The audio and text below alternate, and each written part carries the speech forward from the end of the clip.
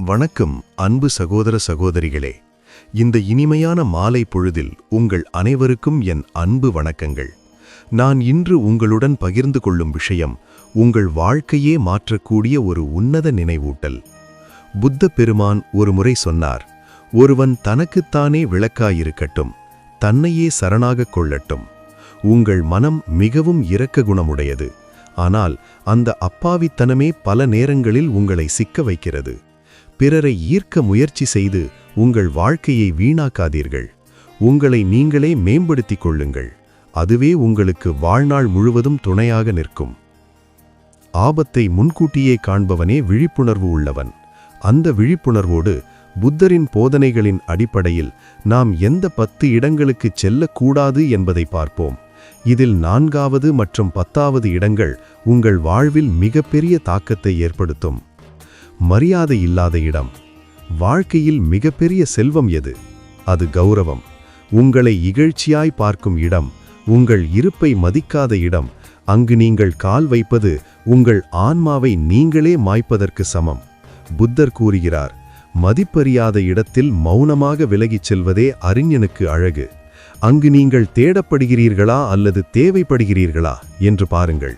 இல்லையெனில் எனக்கு ஒரு முக்கிய வேலை இருக்கிறது என்று சொல்லி கண்ணியமாக விலகிவிடுங்கள். உடைந்த பாத்திரத்தில் நீரை சேமிக்க முடியாது, அதுபோல மரியாதையில்லாத இடத்தில் அன்பை சேமிக்க முடியாது.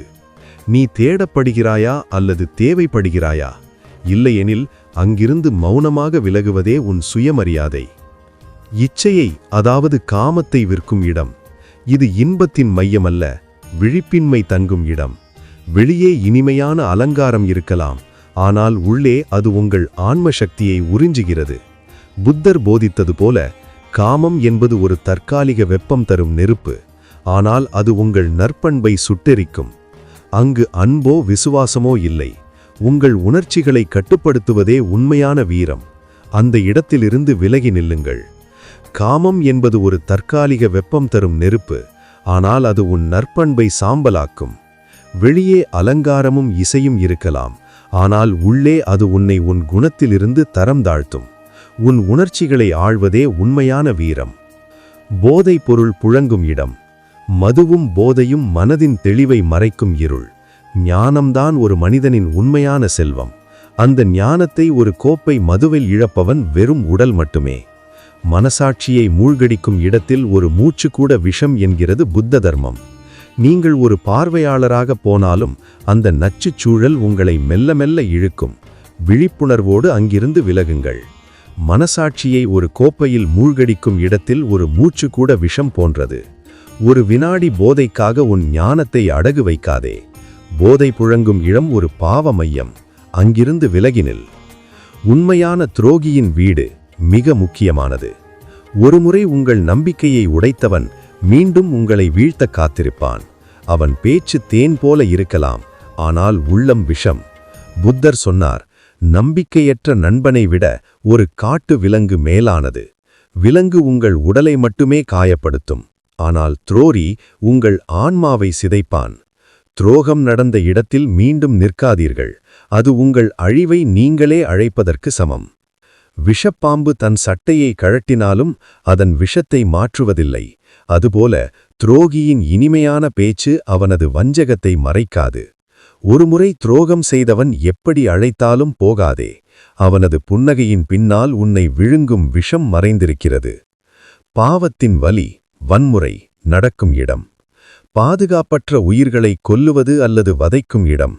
புத்தரின் மிக முக்கிய போதனை அகிம்சை. இரத்தம் சிந்தும் இடத்திலும் கருணையில்லாத இடத்திலும் காற்று கனமாக இருக்கும். அங்கு செல்பவன் மெல்ல மெல்ல தன் மனிதநேயத்தை இழக்கிறான். கருணையில்லாத இடம் நரகத்தின் வாசல். அங்கிருந்து விலகி நில்லுங்கள். எங்கு கருணை இல்லையோ அங்கு கடவுள் இல்லை. மற்ற உயிர்களின் அழுகுரல் கேட்கும் இடத்தில் உன் மன அமைதி எப்பொழுதும் நிலைக்காது. வன்முறை நடக்கும் சூழலில் உன் மனிதநேயம் மங்கிவிடும். அங்கிருந்து விலகி உன் இதயத்தை பாதுகாத்துக்கொள். ஒழுக்கமில்லாதவர்களின் கூட்டம். மோசடி செய்பவர்கள், பொய் பேசுபவர்கள் கூடும் இடம் ஒரு சதுப்பு நிலம் போன்றது. அதில் நீங்கள் கால் வைத்தால் உங்கள் கௌரவம் மூழ்கிவிடும்.